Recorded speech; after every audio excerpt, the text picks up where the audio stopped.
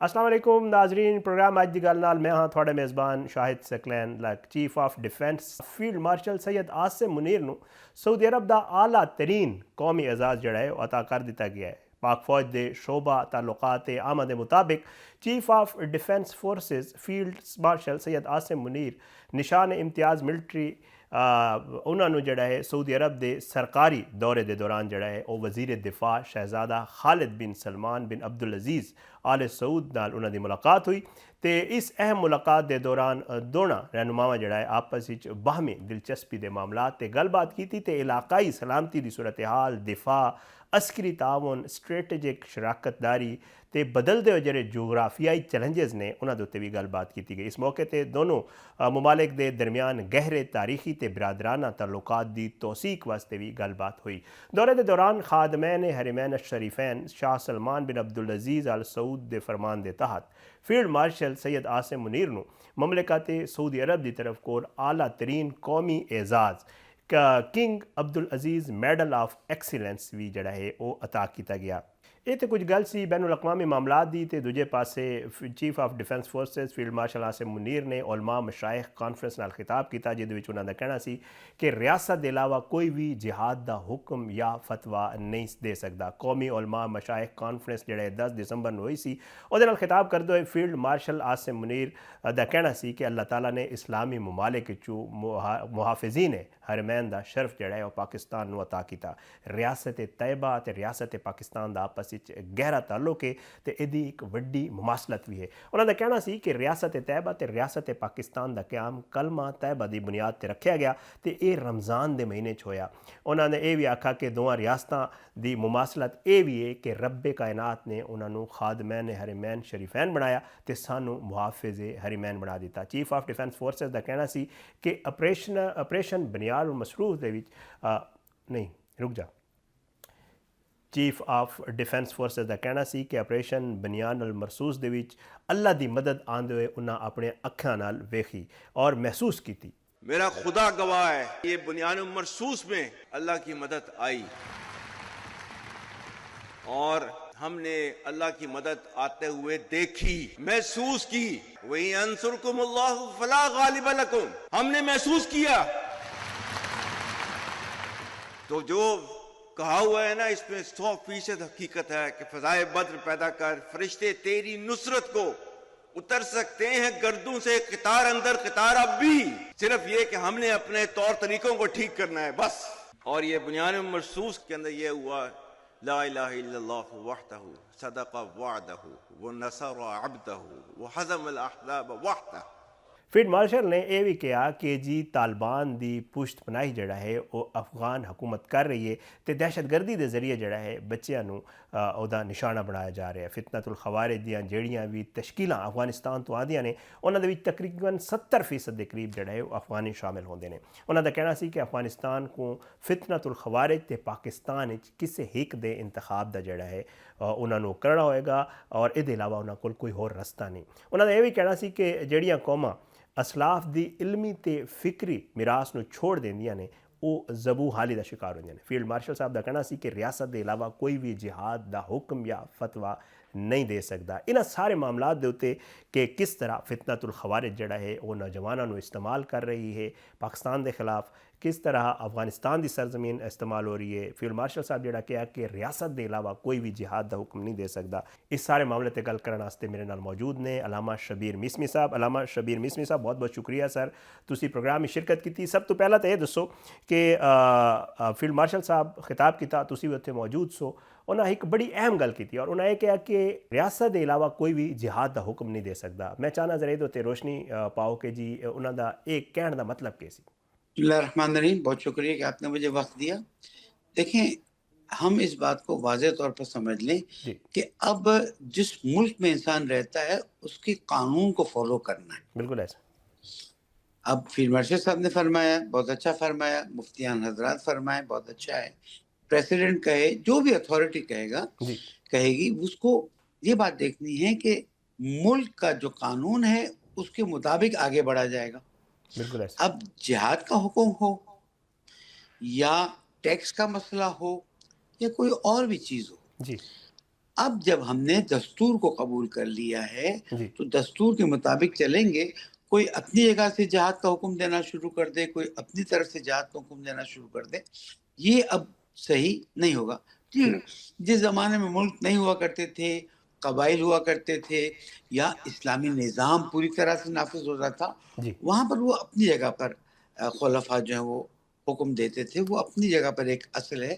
لیکن اب جب ایک طریقہ کار طے ہو چکا ہے اور تمام ملک میں یہی طریقہ کار ہے, میرے پاکستان میں یہ خصوصیت نہیں ہے, صحیح ہر ملک میں طریقہ کار ہے, جو دستور ہے اس کے مطابق جایا جائے گا.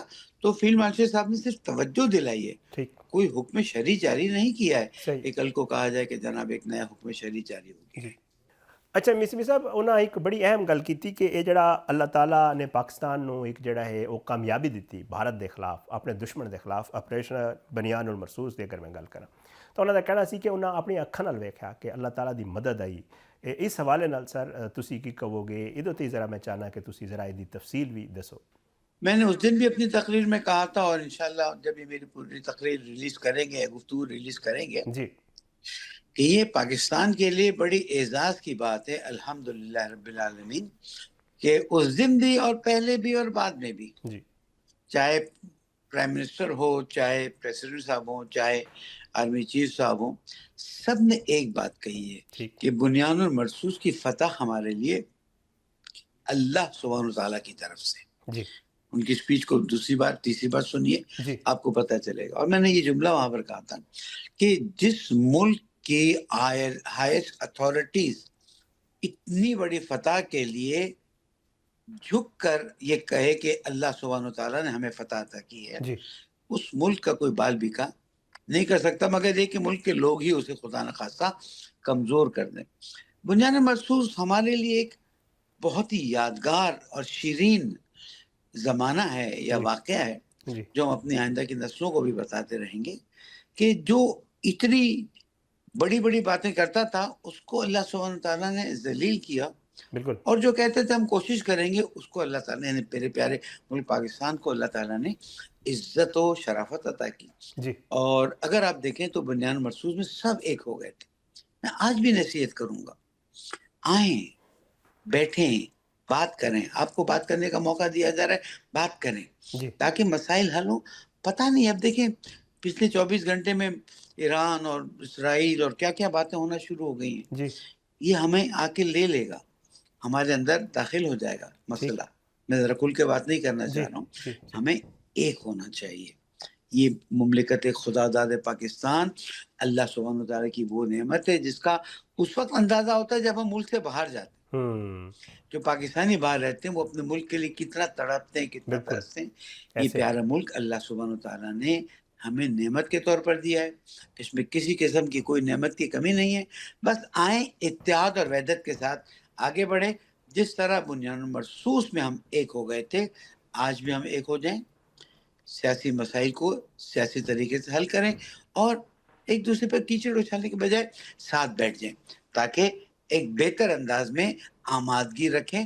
اور الحمدللہ پاک افواج آمادہ ہے, اندر سے ہمیں انہیں مضبوطی دینی ہے, اور انشاءاللہ ہم سب پاک افواج کو مضبوط کریں گے.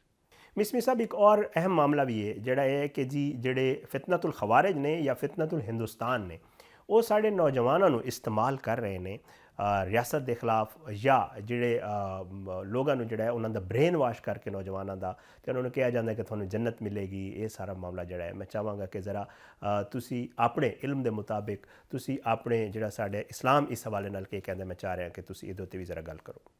جی یہ بات تو اب روز روشن کی طرح سب کے سامنے آیا ہے جی کہ فتنۃ الخوارج اور فتنۃ الہند جو ہیں, ان کو تیاری اس لیے کیا گیا ہے کہ پاکستان اور پھر باقی اسلامی ممالک پر کنٹرول حاصل کیا جائے. جی اور اس کے لیے وہ ظاہر ہے انہیں لوگ چاہیے, تو جو بے روزگار ہوتے ہیں یا جن کے ذہن میں بات ڈال دی گئی ہوتی ہے کہ یہ تو ملک ایسا ہے ویسا ہے. میں اس بات کو بتا دوں, جو جا کے فتنۃ الخوارج سے ملتے ہیں, دنیا بھی گئی آخرت بھی گئی, خسرت دنیا والآخرہ. جی اس لیے کہ وہاں قرآن مجید میں تو اللہ تعالیٰ فرماتا ہے کہ کسی ایک انسان کو قتل کیا ہے, کان ایسا ہے جیسے اس نے پوری انسانیت کو قتل کر دیا ہے. ٹھیک تو ایسے کیسے میں کسی کے ورغلانے میں آ جاؤں اور اس کی باتوں میں آ کر خدا نخواستہ خودکش بمبار بن جاؤں، خدا نخواستہ حملہ کرنے کے لیے آگے بڑھ جاؤں. دوسری طرف سے میں حکومت کے ذمہ داروں کو نصیحت کروں گا. پہلے بھی بات کی ہے، میرا وظیفہ ہے کہ آپ ان کے درد کو سمجھ کر نا ان کے مسائل کو حل کریں. خصوصاً بلوچستان بہت پیاری زمین ہے اور ظاہر ہے سب جانتے ہیں، میں تو کوئی نئی بات نہیں کہتا. بلوچستان پورے پاکستان کو کیٹر کرنے کی صلاحیت رکھتی. بلوچستان پورے پاکستان کے لیے وسائل ریکوڈیک ہے، کوپر ہے، دوسری چیزیں ہیں. ہمیں کوئی راستہ نکالنا چاہیے کہ جو فتنۃ الخوارج اور فتنۃ الہند ہمارے نوجوانوں کو ورغلاتے ہیں، ہمیں اپنے بچوں کو واپس آنے کا کوئی موقع دینا چاہیے، واپس لانے کا کوئی طریقہ سوچنا چاہیے تاکہ ہمارا ملک پاکستان مضبوطی سے تیار ہو. اور اگر خدا نخواستہ کسی وقت کوئی ہمارے ملک کی طرف غلط آنکھوں سے دیکھتا ہے تو ہم سب مل کر اس کا جواب دیں. بہت بہت شکریہ علامہ شبیر میسمی صاحب میرے نال پروگرام میں موجود سن اور گل کر رہے سن سی فیلڈ مارشل صاحب دے خطاب دے حوالے نال. ایک چھوٹا جہا بریک لینے ہیں، بریک دے بعد واپس آنے تے کچھ مزید معاملات تے گل کریں گے.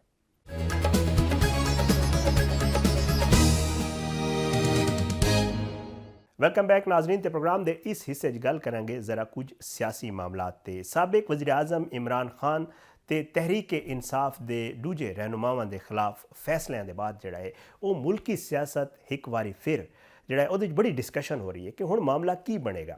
کیا یہ معاملات جڑے نے یہ مفاہمت دی طرف جان گے یا مزاحمت دی پاسے جا رہے ہیں.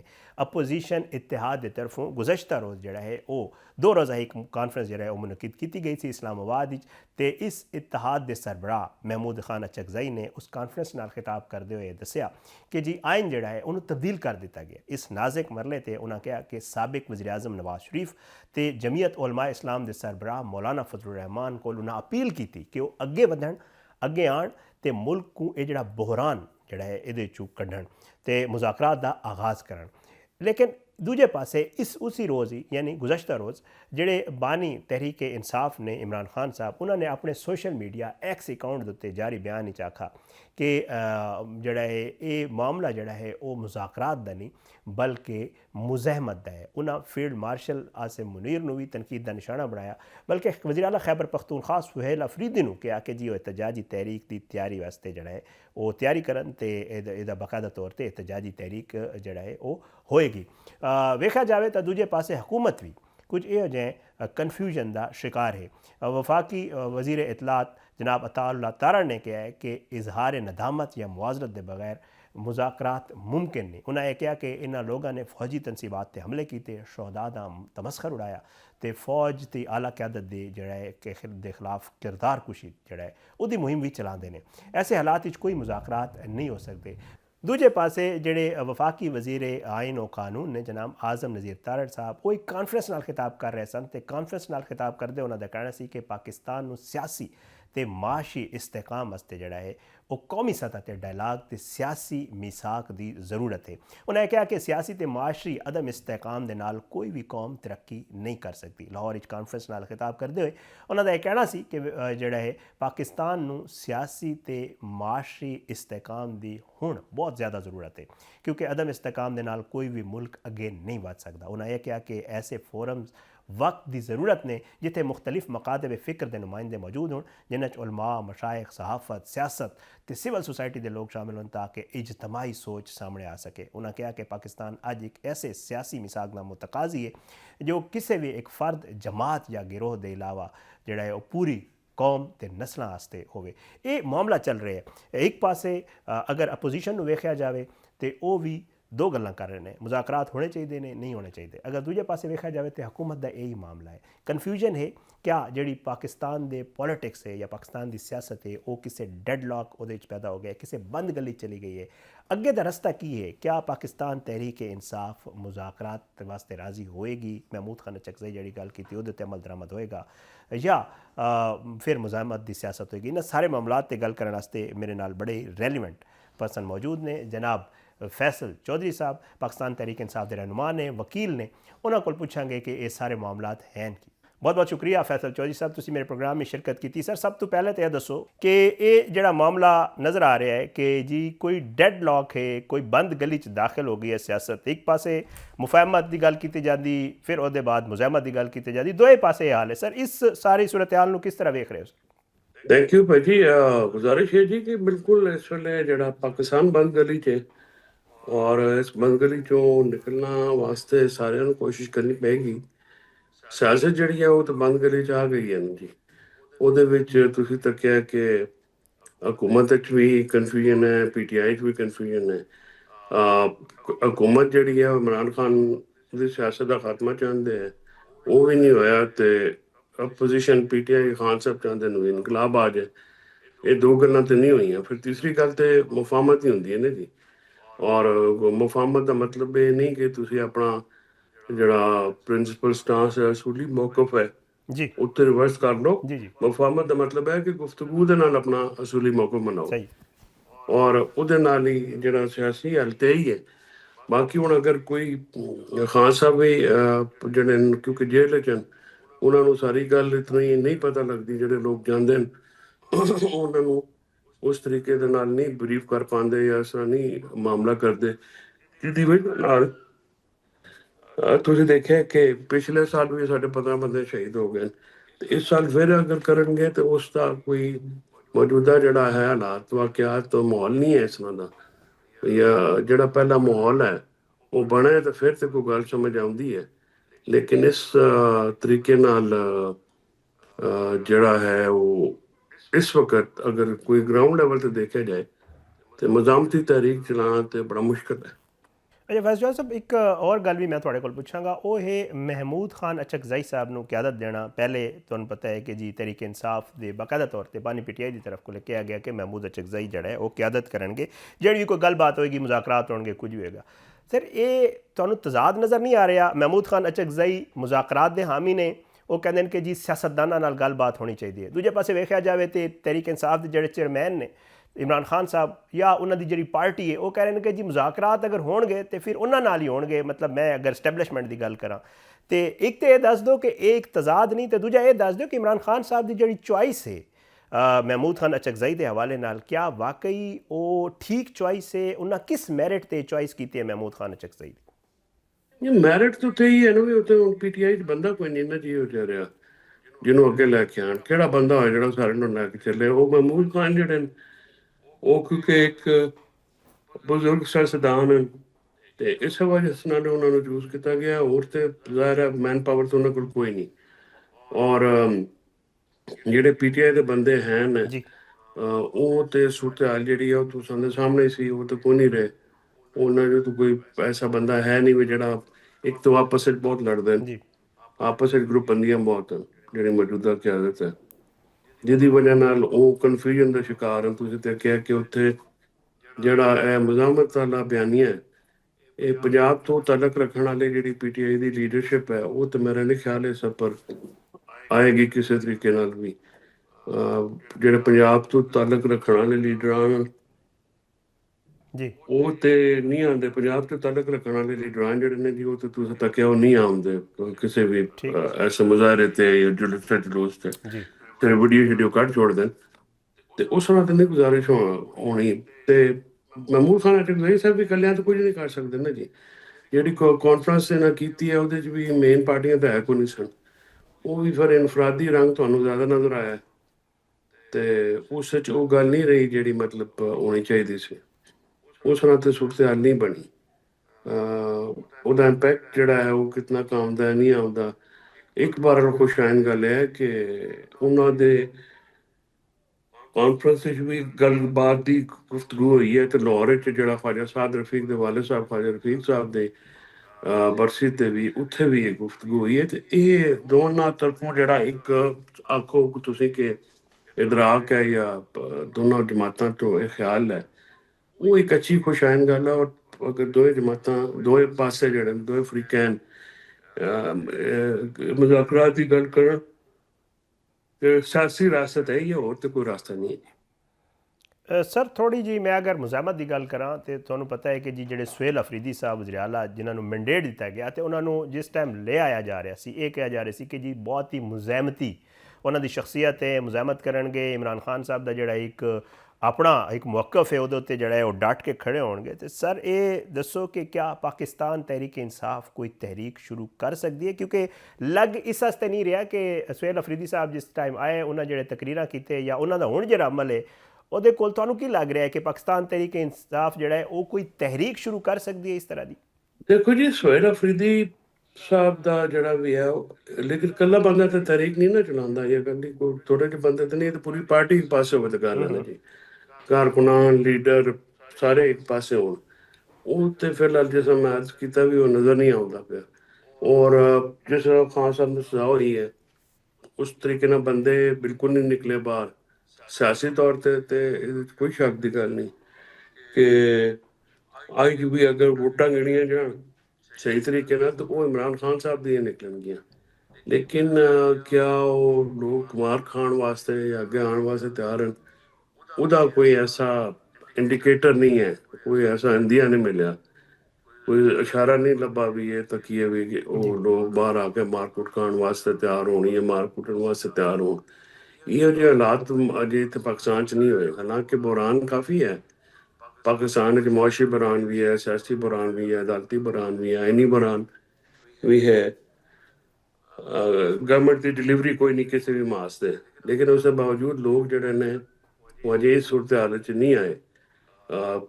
ਇਹ ਸਪਾਰਕ ਹੋਣ ਲੱਗਿਆ ਜਾਂ ਕਿਸੇ ਚੀਜ਼ ਨੂੰ ਕੋਈ ਛੋਲਾ ਬਣਨ ਨਾ ਲੱਗ ਬਣਨ ਲੱਗਿਆ ਤਾਂ ਕੁਝ ਹੀ ਦਿਹਾੜੇ ਵੀ ਲੱਗ ਸਕਦੇ ਨੇ, ਕੋਈ ਐਸਾ ਇੰਸੀਡੈਂਟ ਵੀ ਹੋ ਸਕਦਾ। ਲੇਕਿਨ ਉਹਦਾ ਫਿਰ ਪਾਕਿਸਤਾਨ ਨੂੰ ਤਾਂ ਨੁਕਸਾਨ ਹੀ ਹੋਣਾ ਨਾ ਜੀ। ਬਿਹਤਰ ਹੈ ਕਿ ਹਰ ਅਦਾਰਾ ਆਪਣੇ ਦਾਇਰੇ ਕਾਰ 'ਚ ਵਾਪਸ ਆਏ, ਸਿਆਸਤਦਾਨ ਸਿਆਸਤ ਕਰਨ, ਸਿਕਿਉਰਿਟੀ ਅਦਾਰੇ ਆਪਣੇ ਸਿਕਿਉਰਿਟੀ ਦੇ ਕੰਮ ਕਰਨ, ਅਦਾਲਤਾਂ ਅਦਾਲਤ ਕਰਨ। ਇਸ ਵੇਲੇ ਪਾਕਿਸਤਾਨ ਵਿੱਚ ਜਿਹੜਾ ਖਿਚੜੀ ਪੱਕੀ ਹੈ ਉਹ ਸਮਝ ਨਹੀਂ ਆ ਰਹੀ, ਔਰ ਇਸ ਨਾਲ ਨੁਕਸਾਨ ਬਹੁਤ ਹੋ ਰਿਹਾ ਹੈ ਅਵਾਮ ਦਾ ਵੀ ਤੇ ਪਾਕਿਸਤਾਨ ਦਾ ਵੀ। ਇਸ ਤੋਂ ਕੱਢਣ ਵਾਸਤੇ ਸਾਰਿਆਂ ਨੂੰ ਇਕੱਠਾ ਹੋਣਾ ਪੈ ਸੀ ਔਰ ਦੋ ਕਦਮ ਪਿੱਛੇ ਜਾਣਾ ਪੈ ਸੀ, ਵਰਨਾ ਤੇ ਇਹ ਕੰਮ ਹੋਣ ਨਹੀਂ ਲੱਗਾ। ਚੌਧਰੀ ਸਾਹਿਬ ਇੱਕ ਹੋਰ ਗੱਲ ਵੀ ਕਿ ਕੀ ਨਜ਼ਰ ਆ ਰਿਹਾ, ਤੁਸੀਂ ਆਪਣੇ ਗੱਲਾਂ 'ਚ ਖੁਦ ਕਹਿ ਗਏ ਹੋ ਕਿ ਨਜ਼ਰ ਨਹੀਂ ਆ ਰਿਹਾ ਕਿ ਪਾਕਿਸਤਾਨ ਤਹਿਰੀਕ ਇਨਸਾਫ ਕੋਈ ਤਹਿਰੀਕ ਸ਼ੁਰੂ। ਵਜ੍ਹਾ ਕੀ ਹੈ ਸਰ ਇਹਦੀ? ਕੋਈ ਇਖਤਲਾਫਾਤ ਨੇ ਅੰਦਰੂਨੀ ਪਾਰਟੀ ਮੁਖਤਲਿਫ ਹਿੱਸਾ 'ਚ, ਜਾਂ ਉਹਨਾਂ ਦੇ ਜਿਹੜਾ ਇੱਕ ਪੁਆਇੰਟ ਆਫ ਵਿਊ ਹੈ ਉਹ ਮੁਖਤਲਿਫ ਹੈ ਇੱਕ ਦੂਜੇ ਕੋਲ? ਕੋਈ ਮੁਜ਼ਾਕਰਾਤ ਦੀ ਗੱਲ ਕਰ ਰਿਹਾ, ਕੋਈ ਜਿਹੜਾ ਹੈ ਉਹ ਕਹਿ ਰਿਹਾ ਕਿ ਨਹੀਂ ਜੀ ਮੁਜ਼ਾਮਤ ਹੋਣੀ ਚਾਹੀਦੀ। ਇਹ ਸਰ ਤਹਿਰੀਕ ਸ਼ੁਰੂ ਹੋਣ ਦੀ ਵਜ੍ਹਾ ਮਤਲਬ ਤੁਹਾਨੂੰ ਕੀ ਨਜ਼ਰ ਆ ਰਹੀ? ਸਭ ਉਹਦੇ 'ਚ ਵੀ ਮੁਖਤਲਿਫ ਵਜੂਹਾਤ ਹਨ ਜੀ, ਕੋਈ ਇੱਕ ਤੇ ਵਜੂਹਾਤ ਇੱਕ ਵਜ੍ਹਾ ਤੋਂ ਨਹੀਂ ਹੈ ਨਾ ਜੀ। ਇੱਕ ਤਾਂ ਜਿਹੜੀਆਂ ਤੁਸੀਂ ਜ਼ਿਕਰ ਕੀਤਾ ਬਿਲਕੁਲ ਇਹ ਹੈ ਕਿ ਆਪਸੀ ਇਖਤਲਾਫਾਤ ਹਨ ਬਹੁਤ, ਫਿਰ ਮੁਤਹਰਕ ਕਰਨ ਵਾਸਤੇ ਬੰਦਾ ਕੋਈ ਨਹੀਂ, ਫਿਰ ਇਹ ਹੈ ਕਿ ਯਕਸੂਈ ਨਹੀਂ ਹੈ, ਔਰ ਤਹਿਰੀਕ ਵਾਸਤੇ ਤੇ ਇੱਕ ਬਾਕਾਇਦਾ ਜਿਹੜਾ ਹੈ ਉਹ ਇੱਕ ਮਾਹੌਲ ਚਾਹੀਦਾ ਹੁੰਦਾ ਹੈ, ਇੱਕ ਸਿਲਸਿਲਾ ਚਾਹੀਦਾ ਹੁੰਦਾ। ਉਹਦੇ 'ਚ ਫਿਰ ਲੋਕਾਂ ਦੇ ਜਿਹੜਾ PTI ਦਾ ਜਿਹੜਾ ਮਸਲਾ ਇਹ ਹੈ ਕਿ ਲੋਕਾਂ ਦੇ ਜਿਹੜੇ ਮੁਸ਼ਕਲਾਤ ਹਨ, ਮੁਸੀਬਤਾਂ ਹਨ, ਉਹਨਾਂ ਨੂੰ ਵੀ ਅਜੇ ਹਿੱਸਾ ਨਹੀਂ ਬਣਾਇਆ ਗਿਆ ਤੇ ਉਹਨਾਂ ਦਾ ਏਜੰਡਾ ਬਹੁਤ ਵਾਈਡ ਹੈ ਔਰ ਉਹਨਾਂ ਦਾ ਏਜੰਡਾ PTI ਦਾ ਬਹੁਤ ਨੈਰੋ ਹੈ। ਤਹਿਰੀਕ ਤਫਜ਼ੀਹ ਨੇ ਪਾਕਿਸਤਾਨ ਨੇ ਆਪਣੇ ਹੋਰ ਸਾਰੇ ਮੁਤਾਲਬਾਤ ਦਿੱਤੇ ਔਰ ਤਕਸੀਮ ਹੈ ਬਹੁਤ ਜ਼ਿਆਦਾ ਅਵਾਮ ਵਿੱਚ ਇਸ ਵੇਲੇ, ਕੌਮੀ ਤਕਸੀਮ ਹੈ, ਵਕਲਾ ਸਾਫੀ, ਤੁਸੀਂ ਤੱਕਿਆ ਹਰ ਜਿਹੜਾ ਇੱਕ ਤਬਕਾ ਹੈ ਉਹ ਤਕਸੀਮ ਦਾ ਸ਼ਿਕਾਰ ਹੈ। ਉਹਦੇ 'ਚ ਫਿਰ ਜਦੋਂ ਤੱਕ ਯੂਨੀਫਿਕੇਸ਼ਨ ਫੈਕਟਰ ਨਹੀਂ ਆਉਂਦਾ, ਜਦੋਂ ਤੱਕ ਤੁਸੀਂ ਇਕੱਠਿਆਂ ਨਾ ਕਰੋ ਸਾਰਿਆਂ ਨੂੰ, ਉਸ ਤੋਂ ਬਾਅਦ ਤਹਿਰੀਕ ਜਿਹੜਾ ਉਹ ਸਿਆਸੀ ਤਹਿਰੀਕ ਹੋਰ ਤਰੀਕੇ ਦੀ ਹੁੰਦੀ ਹੈ। ਜਿਸ ਤਰੀਕ ਦਾ ਜ਼ਿਕਰ ਜਾਂ PTI ਵਾਲੇ ਜਿਹੜੇ ਨੇ ਸਾਡੇ ਦੋਸਤ ਕਰਦੇ ਨੇ, ਉਹ ਤਾਂ ਮਾਰਦਾੜ ਵਾਲੇ ਪਾਸੇ ਫਿਰ ਉਹਨਾਂ 'ਚ ਜਾਂਦੇ ਨੇ, ਉਹਦੇ 'ਚ ਫਿਰ ਨੁਕਸਾਨ ਵੀ ਆਪਣੇ ਕਰਦੇ ਨੇ ਤੇ ਲੋਕ ਜਿਹੜੇ ਨੇ ਹਰ ਪਿਛਲੇ ਸਾਲ ਵੀ ਉਹਨਾਂ ਕੁਰਬਾਨੀਆਂ ਦਿੱਤੀਆਂ। ਇਸ ਵਾਰੀ ਫਿਰ ਹਰ ਸਾਲ ਲੋਕ ਜਿਹੜਾ ਹੈ ਉਹ ਮੁਸ਼ਕਿਲ ਹੈ ਨਾ ਜੀ ਇਸ ਅੱਗ 'ਚ ਦੁਬਾਰਾ ਕੁੱਦਣ। ਫਿਰ ਅਪੋਜੀਸ਼ਨ ਵੀ ਇਕੱਠੀ ਨਹੀਂ ਕਰ ਸਕੇ। ਪਹਿਲਾਂ ਤਾਂ ਅਪੋਜੀਸ਼ਨ ਜਾਂ ਤਾਂ ਇਕੱਠੀ ਹੋਵੇ ਨਾ, ਮੌਲਾਨਾ ਫਜ਼ਲ ਰਹਿਮਾਨ ਅਗਰ ਨਹੀਂ ਆਣ ਕਿਸੇ ਕਾਨਫਰੰਸ ਦੇ ਵਿੱਚ, JUI ਨਹੀਂ ਸ਼ਾਮਿਲ, ਤਾਂ ਫਿਰ ਉਸ ਵਿੱਚ ਸਮਝ ਆਓ ਨਾ ਕਿ ਮਾਮਲਾ ਉਤਨਾ ਆਸਾਨ ਨਹੀਂ ਹੈ। ਇਸੇ ਤਰ੍ਹਾਂ ਅਗਰ ਤੁਸੀਂ ਕੌਮੀ ਕਾਨਫਰੰਸ ਕਹਿੰਦੇ ਹੋ ਜਾਂ ਕੌਮੀ ਅਗਰ ਕੋਈ ਇੱਕ ਲਾਇਅਮਲ ਬਣਾਉਣਾ ਚਾਹੁੰਦੇ ਤਾਂ ਉਹਦੇ ਨਾ ਹੁਕੂਮਤ ਹੋਵੇ, ਨਾ ਪੀਪਲਸ ਪਾਰਟੀ ਹੋਵੇ, ਨਾ ANP ਹੋਵੇ, ਇਹ ਵੀ ਤਾਂ ਫਿਰ ਇੱਕ ਸਿਆਸੀ ਤੌਰ ਤੇ ਮੁਨਾਸਿਬ ਗੱਲ ਵੀ ਨਹੀਂ। ਉਹਨਾਂ ਦੇ ਇਖਤਲਾਫਾਤ ਹੋ ਸਕਦੇ, ਪਾਰਟੀਆਂ ਨੇ ਆਪਣਾ ਮੌਕਫ ਰੱਖਣਾ ਹੁੰਦਾ, ਲੇਕਿਨ ਇਹਨਾਂ ਮੌਕਫ ਸੁਣ ਕੇ ਤੇ ਅੱਗੇ ਕੁਛ ਜਿਹੜਾ ਕੋਈ ਗਰਾਊਂਡ ਇਕੱਠੀ ਜਿਹੜੇ ਮਤਲਬ ਸਾਰੇ दोस्त किसी एक मुतफका ग्राउंड से या मुतफका को लाएमल ते राजी होण तो फिर अगे टुरिया जा सकता ने। इस वेले तकसीम है बहुत ज़्यादा, और कोई ऐसा तुसी समझो कि मुतहद होने वास्ते इमरान खान साहब की ज़ात होवे तो फिर तो वक्री गल है। उन्होंने ते सारे लोग जेडे आमीन भी आखदे ने, सारी गल है। लेकिन जेडे मौजूदा PTI का केड़ा ऐसा बंदा तुहाडी नज़र च भी जेड़ा कि इकट्ठा कर सके? महमूद खान साहब का पंजाब विच असर है कोई नहीं, बल्कि उन्होंने तो गिप भी असर कोई नहीं, उन्होंने एक अपना हल्का है जी बिल्कुल। बस, वो लिमिटेड एक हल्के की सियासत करते हैं। इस तरह नासर अब्बास साहब है, दोनों बड़े काबिल एहतराम मोहतरम बुजुर्ग हैं, पर इस तरह गल बनन नहीं लगी। तो इस वास्ते फिलहाल जड़ा है वो इस तरह लगता है कि कोई यकसुई नहीं है और कौम मुतहद नहीं है। पहला तो मुतहद करन, सारे लोग इकट्ठे हों, फिर अगली गल हो। फैज़ल चौधरी एडवोकेट साहब छोटा जिहा ब्रेक लेना, ब्रेक के बाद वापस आना तो कुछ मजीद मामला ते गल करांगे।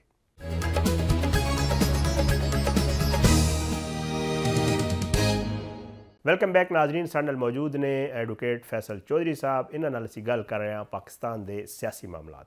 अच्छा चौधरी साहब, एक और भी मामला है कि सज़ावां हो रही ने, पहले बानी PTI नूं होई, फिर उसदे बाद हुण शाम अपना जेहड़े कोट लखपत जेल च रहनुमा हैं उन्होंने भी सज़ा, फिर उसदे बाद कहा जा रहा है कि मजीद कुछ लोगों नूं मजीद भी सज़ावां हो सकदियां ने। तो की नज़र आ रहा है सर, अगर इस तरह सज़ावां होंदियां रहियां, इस तरह मामलात चलते रहे, वर्कर की सूरत हाल नूं वेखो या रहनुमावां की सूरत हाल नूं वेखो, तो पार्टी इंटैक्ट रह पाएगी? देखो, पार्टी तो सिर्फ है ना इमरान खान का, बाकी तो कोई मैटर नहीं करता। तहरीक इंसाफ जो सिर्फ कोई शख्सियत रेलिवेंट है वो है इमरान खान, बाकी कोई भी लोग जड़े वो आन हो ना हो फर्क नहीं पैंदा। इमरान खान साहब रेलिवेंट हैं ने, रहनगे, और पहला भी सन, आइंदा भी रहनगे। उन्होंने कोई तोड़ सियासतदान नहीं कट सकी हुकूमत, और ना ही उन्होंने कोई जो बयानिया है उस तो काउंटर बयानिया जड़ा है ਉਹਦੇ ਸਾਹਮਣੇ को खड़ा कर सकी हुकूमत। हुकूमत जी है वो एक जोर जबरदस्ती के डंडे के जोर से हुकूमत है, और जिस साढ़े इन्हों की ग्रिप लूज हुई उस साढ़े काफ़ी मुश्किल पाए जाएंगे। तो ये सूरत हाल जी है, तुम को सजावां नाल ते कुछ भी नहीं होता। सजावां जी सियासी केस हैं, जो सियासी मामला दुरुस्त होए रातों रात खत्म हो जानी है। इन्हों का वक्ती अगर तुम कहो कि डिस्कशन सेक ऑफ डिस्कशन जी है वो कर लो। हूँ तुम सजा दी है तो इमरान खान ने नाल ही फिर तरीक का एक दिता है ना, चलनी वक्री, लेकिन बंदे का तुम फिर मैंटल कैपेसिटी तो देख लो, बंदा डरिया तो नहीं ना ही वो चुकया है, वो अपनी गल ते कायम है। तो इस तरह सजावां देने तो कोई बंदा नहीं, इमरान खान नहीं टुटन लगा, वो बहुत तगड़ा आदमी है, उन्होंने सियासत ही खत्म कर सकती है। और सियासत जी है वो भी उसकी अपनी सियासत हो तो वक्री गल है। बाकी हुकूमत शामिल जमात जितनी भी हैं उन्होंने को सियासी तोड़ कोई नहीं इमरान खान का। अच्छा सर, एक और मामला भी है कि अगर मैं तरीके इंसाफ की गल करा, देखो 3 तरीके इंसाफ ने, एक सबका जिद असद उमर साहब, फवाद चौधरी साहब या दूजे लोग ने जो कोशिश कर रहे हैं, एक अगर वेख्या जाए तो इन्हों की मौजूदा क्यादत है, तो एक पासे इमरान खान है अगर वेख्या जाए तो तकरीबन 3 मैं अगर कहां तो ये इतने हिस्से बनते हैं। तो किस दी चलती हुई नज़र आ रही है तुहानू कि जी इन्हां च जिहड़ा पलड़ा पारी रहेगा वो इस तरह रहेगा या इहदी गल मनी जाएगी? तरीके इंसाफ सिर्फ इमरान खान है, बाकी कोई भी नहीं है। नवे पुराने बशकारले ये सारे जड़े ने, इन्हों की कोई अहमियत नहीं होती। ये इमरान खान की अहमियत होएगी। इमरान खान के सामने सियासी मुखालफिन की अहमियत नहीं, तो इन्होंने लोगों की क्या अहमियत होनी है? तुसी जेड़े भी दोस्त ले ने, मतलब अगर अज इमरान खान साहब जड़ा है वो किसी को पार्टी चो कढ़ दें तो वो जीरो हो जाएगा, किसी को पार्टी च रख लेना हीरो हो जाएगा।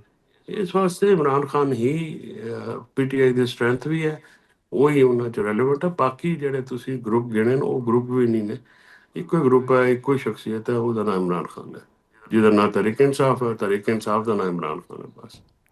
अच्छा सर, ये दसो कि हुकूमत कह रही है कि अगर जी ये मैंडेट इन्हों को कोई नहीं, जो मुज़ाकरात वास्ते लोग आते हैं, अगर ये इमरान खान के बगैर साढ़े को आ जान, अपने मैंडेट के जरिए आ जान, या माइनस इमरान खान की गल हो रही है, कोई ऐसी सूरत हाल नज़र आ रही है तो कोई हो सकता है कि माइनस इमरान खान कर दिया जाए? माइनस इमरान खान का मतलब है 1 - 1 = 0। इमरान खान PTI चो माइनस हो जाए तो फिर PTI क्या रह गई, फिर तो कख ना रहा जी। तो वो इमरान खान ही है। बाकी लोग जड़े मैंडेट का मतलब क्या होता, पहले हुकूमत ਡਿਸਾਈਡ ਤੇ ਕਰ ਲਓ ਨਾ। ਤੁਸੀਂ ਆਪ ਦੱਸਿਆ ਕਿ 2 ਵਜ਼ੀਰ 2 ਮੁਖਤਲਿਫ ਬਿਆਨ ਦਿੰਦੇ, ਜੀ ਪਹਿਲੇ ਆਪਣੀ ਵੀ ਕਨਫਿਊਜ਼ਨ ਦੂਰ ਕਰ ਲੈਣਾ ਵੀ ਕਰਨਾ ਕੀ ਨੇ। ਜਿਹੜੀ ਲਾਹੌਰ ਗੁਫ਼ਤਗੂ ਹੋਈ ਹੈ ਹੋਰ ਤਰ੍ਹਾਂ ਦੀ ਹੋਈ ਹੈ, ਜਿਹੜੀ ਟੀਵੀਆਂ ਤੇ ਗੁਫ਼ਤਗੂ ਹੁੰਦੀ ਹੈ ਹੋਰ ਤਰ੍ਹਾਂ ਦੀ ਹੁੰਦੀ ਹੈ। ਇਹਦਾ ਪਹਿਲਾ ਜਿਹੜਾ ਹੈ ਮਾਮਲਾ, ਇਹ ਤੇ ਬਦਇਤਮਾਦੀ ਦੀ ਫਜ਼ਾ ਹੈ ਦੋਵਾਂ ਪਾਸੇ। ਉਹਨੂੰ ਖਤਮ ਕਰਨ ਵਾਸਤੇ ਲੋਕ ਚਾਹੀਦੇ ਨੇ, ਔਰ ਉਹ ਕੋਲ ਲਖਪਤ ਵਾਲੇ ਜਿਹੜੇ ਨੇ ਉਹ ਬਿਹਤਰ ਰੋਲ ਅਦਾ ਕਰ ਸਕਦੇ ਨੇ। ਹਕੂਮਤ ਐਸਟੈਬਲਿਸ਼ਮੈਂਟ ਨੇ ਵੀ ਸੋਚਣਾ ਹੈ ਨਾ ਜੀ ਕਿ ਅਗਰ ਉਹ 2 ਕਦਮ ਪਿੱਛੇ ਨਹੀਂ ਹੋਣ ਲੱਗੇ ਤਾਂ ਫਿਰ ਤਾਂ ਕੰਮ ਨਹੀਂ ਨਾ ਚੱਲਣ ਲੱਗਾ। ਫਿਰ ਤਾਂ ਲੜਾਈ ਹੈ, ਲੜਾਈ ਰਹੇਗੀ, ਔਰ ਲੜਾਈ ਵਿੱਚ ਲੋਕ ਪਿਸ ਰਹੇ ਨੇ, ਮੁਲਕ ਪਿਸ ਰਿਹਾ। ਹਰ ਘਰ ਦਾ ਵੀ ਕਿਸੇ ਨੇ ਸੋਚਣਾ ਜਾਂ ਲੜਾਈ ਲੜਦੇ ਰਹਿਣਾ, ਇਹ ਤਾਂ ਸਾਰੇ ਇਕੱਠੇ ਹੋ ਕੇ ਸੋਚਣਾ ਹੈ ਨਾ ਜੀ। ਤੇ ਜਿਹੜੇ ਸਾਡੇ ਜੇ ਲੋਕ ਹਨ, ਤਾਂ ਚਲੋ ਥੋੜ੍ਹੀ ਆਵਾਜ਼ ਸਹੀ, ਲੇਕਿਨ ਬਾਰ-ਬਾਰ ਇਹੋ ਅਹਿਸਾਸ ਦਿਲਾ ਰਹੇ ਹਨ ਲੋਕਾਂ ਨੂੰ ਕਿ ਪਾਕਿਸਤਾਨ ਦਾ ਘਰ ਨੁਕਸਾਨ ਨਾ ਕਰੋ ਆਪਣੀ ਲੜਾਈ ਦੇ ਵਿੱਚ। ਐਵੇਂ ਤਬਾਹ ਪਿਆ ਮੁਲਕ ਵੀ, ਤਬਾਹ ਹੁੰਦਾ ਪਿਆ, ਲੋਕ ਵੀ ਤਬਾਹ ਹੁੰਦੇ ਪਏ, ਤੇ ਕੁਝ ਖਿਆਲ ਕਰੀਏ। ਤੇ ਆਖਿਰ ਵਿੱਚ ਚੌਧਰੀ ਸਾਹਿਬ ਇਹ ਦੱਸੋ ਕਿ ਇਮਰਾਨ ਖਾਨ ਸਾਹਿਬ ਨੂੰ ਕਿੰਨਾ ਇੱਕ ਅਰਸਾ, ਤੁਸੀਂ ਕਿਉਂਕਿ ਆਪ ਵਕੀਲ ਵੀ ਹੋ, ਤੁਹਾਡੀਆਂ ਖੈਰ ਪਹਿਲੇ ਮੁਲਾਕਾਤਾਂ ਵੀ ਹੁੰਦੀਆਂ ਰਹੀਆਂ, ਬਾਅਦ ਵਿੱਚ ਹੁਣ ਤੇ ਨਹੀਂ ਹੋ ਰਹੀਆਂ, ਤੇ ਕਿੰਨਾ ਇੱਕ ਅਰਸਾ ਨਜ਼ਰ ਆ ਰਿਹਾ ਹੈ ਕਿ ਖਾਨ ਸਾਹਿਬ, ਕਿਉਂਕਿ ਸਜ਼ਾਵਾਂ ਜਿਹੜੇ ਦਿੱਤੀਆਂ ਗਿਆ ਉਹਦੇ ਬਾਅਦ ਵਜ਼ਰਾ ਕਹਿ ਰਹੇ ਨੇ ਕਿ ਜੀ ਸਜ਼ਾਵਾਂ ਇਹੋ ਜਿਹੀਆਂ ਨੇ ਵੀ ਹੈ ਨੇ ਜਿਹੜੀਆਂ ਹੁਣ ਦਿੱਤੀਆਂ ਗਈਆਂ ਕਿ ਜੀ ਉਹ ਇੱਕ ਸਜ਼ਾ ਖਤਮ ਹੋਏਗੀ ਤੇ ਦੂਜੀ ਸ਼ੁਰੂ ਹੋ ਜਾਏਗੀ। ਕਿੰਨਾ ਇੱਕ ਅਰਸਾ ਇਮਰਾਨ ਖਾਨ ਸਾਹਿਬ ਨੂੰ ਜੇਲ੍ਹ ਵਿੱਚ ਵੇਖ ਰਹੇ ਹੋ ਸਰ? ਖੈਰ ਇਹ ਤਾਂ ਤਾਰੜ ਸਾਹਿਬ ਦੀ ਹੈ, ਕੋਈ ਆਪਣੀ ਸਭ ਕੋਈ ਲੀਗਲ ਤੇ ਦੀ ਇਸ ਓਪੀਨੀਅਨ ਦੀ ਕੋਈ ਬੇਸ ਨਹੀਂ ਹੈ। ਦੇਖੋ ਇਮਰਾਨ ਖਾਨ ਸਾਹਿਬ ਦੀ ਸੀਰੀ ਜਿਹੜੀ ਹੈ ਉਹ ਨਵਾਜ਼ ਸ਼ਰੀਫ ਸਾਹਿਬ ਨੂੰ ਤਾਂ ਸਜ਼ਾਵਾਂ ਹੋਈਆਂ ਸਨ, ਇਤਨੀਆਂ ਸਖਤ ਜੀ ਸਜ਼ਾਵਾਂ ਹੋਈਆਂ ਸਨ, ਕੀ ਬਣਿਆ ਸੀ? ਠੀਕ ਜਦੋਂ ਖਤਮ ਹੁੰਦਾ ਉਹ ਖਤਮ ਹੋ ਜਾਂਦਾ। ਬਾਕੀ ਜਦੋਂ ਸਾਡੀ ਮੁਲਾਕਾਤਾਂ ਸਨ ਉਦੋਂ ਸਾਰਿਆਂ ਦੀ ਮੁਲਾਕਾਤਾਂ ਹੁੰਦੀਆਂ ਸਨ, ਸਾਡੀਆਂ ਮੁਲਾਕਾਤਾਂ ਖਤਮ ਹੋਈਆਂ ਤਾਂ ਫਿਰ ਇਹਨਾਂ ਦੀ ਵੀ ਖਤਮ ਹੋ ਗਈਆਂ। ਹੁਣ ਤਾਂ ਕੋਈ ਮਿਲ ਵੀ ਨਹੀਂ ਸਕਦਾ ਨਾ, ਇਮਰਾਨ ਖਾਨ ਸਾਹਿਬ ਨਾਲ ਕੋਈ ਮੈਸੇਜ ਵੀ ਨਹੀਂ ਆਉਣਾ, ਕੋਈ ਬਾਹਰ ਨਹੀਂ ਗੱਲ ਆਉਂਦੀ ਵੀ ਕੀ ਹੈ ਕੀ ਨਹੀਂ। ਤੇ ਬਾਕੀ ਇਹ ਇਮਰਾਨ ਖਾਨ ਸਾਹਿਬ ਦੀ ਅਜੇ ਸੀਰੀ ਜਿਹੜੀ ਹੈ ਉਹ ਲੰਬੀ ਨਜ਼ਰ ਆ ਰਹੀ ਹੈ। ਲੇਕਿਨ ਪਾਕਿਸਤਾਨ ਵਿੱਚ ਜੇ ਮੁਲਕ ਵਿੱਚ ਵੈਸੇ ਬੜੀ ਅਨਪ੍ਰੈਡਿਕਟੇਬਲ ਸਿਚੁਏਸ਼ਨ ਹੁੰਦੀ ਹੈ, ਕਿਸੇ ਟਾਈਮ ਬਦਲ ਜਾਏਗੀ। ਜਿਸ ਵੇਲੇ ਸਵੇਰੇ ਲੋੜ ਪਈ ਰਾਤੀ ਆ ਜਾਣਗੇ। ਲੇਕਿਨ ਇਹ ਇੰਟਰਨੈਸ਼ਨਲ ਹਾਲਾਤ, ਨੈਸ਼ਨਲ ਹਾਲਾਤ ਤੇ ਹਨ ਜੀ, ਅਜੇ ਹਾਲਾਤ ਇਸ ਵੇਲੇ ਨਹੀਂ ਲੱਗਦੇ। ਔਰ ਇਸੇ ਵਾਸਤੇ ਕਹਿ ਰਹੇ ਹਾਂ ਕਿ ਗੁਫ਼ਤਗੂ ਕਰਨੀ ਚਾਹੀਦੀ ਤਾਂ ਕਿ ਕੋਈ ਉਹਨਾਂ ਦੀ ਰਿਹਾਈ ਦੇ ਰਾਸਤੇ ਵੀ ਖੁੱਲ੍ਹੇ ਰਹਿਣ, ਵਰਨਾ ਤੇ ਉਹਨਾਂ ਦੀ ਜਿਹੜੀ ਇੱਕ ਮਸਲਾ ਹੈ, ਜੀ ਜਿਹੜਾ ਸਿਆਸੀ ਅਸਲੂਬ ਵਿੱਚ ਗੁਫ਼ਤਗੂ ਨਹੀਂ ਹੁੰਦੀ, ਉਹ ਜ਼ਿਆਦਾ ਗੁੱਸੇ ਨਾਲ ਭਰੀ ਗੁਫ਼ਤਗੂ ਹੈ, ਉਹਦੇ ਨਾਲ ਨੁਕਸਾਨ ਹੀ ਹੋਇਆ ਅਜੇ ਤੱਕ, ਤੇ ਅੱਗੋਂ ਵੀ ਹੋਏਗਾ ਜੇ ਕੋਈ ਨਾ ਕਿਸੇ ਨੇ ਅਹਿਸਾਸ ਕੀਤਾ ਤਾਂ। ਬਹੁਤ ਬਹੁਤ ਸ਼ੁਕਰੀਆ ਚੌਧਰੀ ਸਾਹਿਬ, ਤੁਸੀਂ ਮੇਰੇ ਪ੍ਰੋਗਰਾਮ ਵਾਸਤੇ ਟਾਈਮ ਕੱਢਿਆ। ਇੱਕ ਛੋਟਾ ਜਿਹਾ ਬ੍ਰੇਕ ਲੈਣਾ, ਬ੍ਰੇਕ ਦੇ ਬਾਅਦ ਵਾਪਸ ਆਣਾ ਤੇ ਕੁਝ ਮਜ਼ੀਦ ਮਾਮਲਾਤ 'ਤੇ ਗੱਲ ਕਰਾਂਗੇ।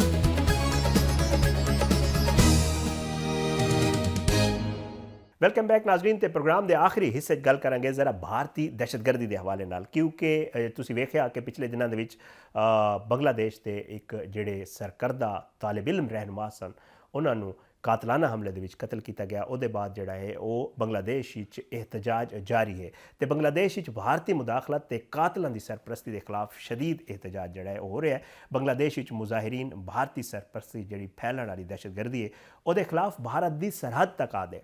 ਭਾਰਤ ਦੀ ਬੰਗਲਾਦੇਸ਼ ਵਿੱਚ ਅਦਮ ਇਸਤਕਾਮ ਫੈਲਾਉਣ ਦੀ ਤੇ ਆਪਣੀ ਪ੍ਰੋਕਸੀ ਹਸੀਨਾ ਵਾਜਿਦ ਦੀ ਸਰਪ੍ਰਸਤੀ ਜਿਹੜਾ ਹੈ ਉਹ ਭਾਰਤ ਨੂੰ ਹੁਣ ਮਹਿੰਗੀ ਪੈ ਰਹੀ ਹੈ। ਦ ਇੰਡੀਅਨ ਐਕਸਪ੍ਰੈਸ ਦੇ ਮੁਤਾਬਿਕ ਬੰਗਲਾਦੇਸ਼ ਤੇ ਹਿੰਦੁਸਤਾਨ ਦੇ ਦਰਮਿਆਨ ਸਭ ਤੋਂ ਵੱਡੇ ਲੈਂਡ ਪੋਰਟ ਜਿਹੜਾ ਹੈ ਪੈਟਰਾਪੋਲ ਦੇ ਉੱਤੇ ਜਿਹੜਾ ਹੈ ਇਹਤਜਾਜ ਦੇ ਬਹਿਸ ਅਲਰਟ ਜਿਹੜਾ ਹੈ ਉਹ ਜਾਰੀ ਕੀਤਾ ਗਿਆ। ਬੰਗਲਾਦੇਸ਼ ਦੀ ਤਰਫੋਂ ਜਿਹੜਾ ਹੈ ਉਹ ਪੈਟਰਾਪੋਲ ਦੇ ਕਰੀਬ ਆਵਾਮ ਨੇ ਨੋ ਮੈਨਸ ਲੈਂਡ ਜਿਹੜਾ ਹੈ ਉਹਦੇ ਵਿੱਚ ਦਾਖਲ ਹੋ ਕੇ ਹਿੰਦੁਸਤਾਨ ਮੁਖਾਲਿਫ ਜਿਹੜਾ ਹੈ ਉਹ ਸ਼ਦੀਦ ਨਾਅਰੇਬਾਜ਼ੀ ਕੀਤੀ। ਇੰਡੀਅਨ ਐਕਸਪ੍ਰੈਸ ਦੱਸਿਆ ਕਿ ਨੌਜਵਾਨ ਰਹਿਨੁਮਾ ਸ਼ਰੀਫ ਉਸਮਾਨ ਹਾਦੀ ਦੀ ਮੌਤ ਦੇ ਬਾਅਦ ਪੋਰਟ ਦੇ ਇਲਾਕੇ ਜਿਹੜਾ ਹੈ ਬੈਨਾਪੋਲ ਵਿੱਚ ਹਿੰਦੁਸਤਾਨੀ ਟਰੱਕ ਡਰਾਈਵਰ ਦੇ ਵਾਸਤੇ ਵੀ ਅਲਰਟ ਜਾਰੀ ਕੀਤਾ ਗਿਆ।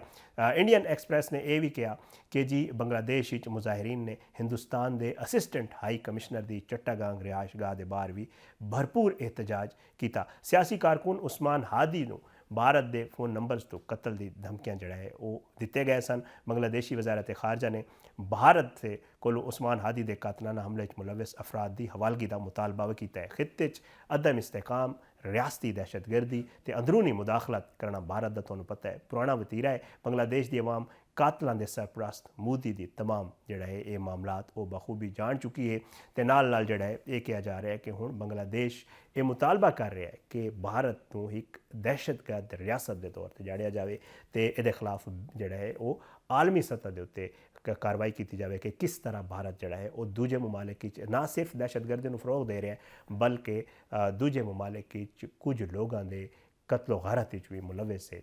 ये सारा मामला चल रहा है। इंशाअल्लाह इन सारे मामलों के उत्ते अगले किसी प्रोग्राम में गल होएगी। इस प्रोग्राम तो इजाज़त दो, इंशाअल्लाह ज़रूर मुलाकात होएगी अगले प्रोग्राम में। पाकिस्तान जिंदाबाद। अल्लाह हाफिज़।